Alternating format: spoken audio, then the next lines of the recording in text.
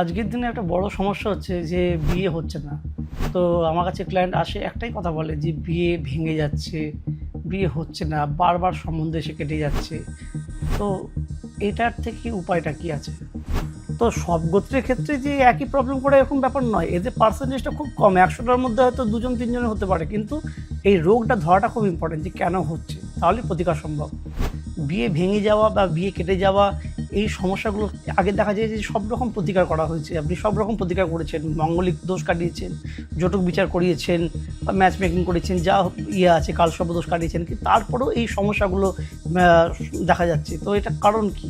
তো দেখতে হবে যে কোনো গোত্রে ক্ল্যাশ করছে কিনা। যেমন সাবর্ণ গোত্রের সাথে বিশ্বামিত্র গোত্র, বা আলিম্বান গোত্রের সাথে সেম আলিম্বান গোত্র, বা বাৎস গোত্রের সাথে শাক্ত গোত্র।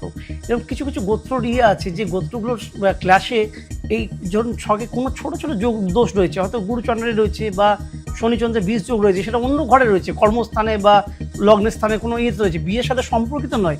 সেইগুলো কিন্তু গিয়ে তখন বিয়েতে গিয়ে ঝামেলা তৈরি করে। তো সব গোত্রে যে সবারই করে তা নয়, মানে যাদের করে তাদের পার্সেন্টেজটা খুব কম, কিন্তু এইভাবেও কিন্তু বিবাহিত জীবন কিন্তু প্রবলেমেটিক হতে পারে। তাই রোগটা ধরাটা খুব ইম্পর্টেন্ট।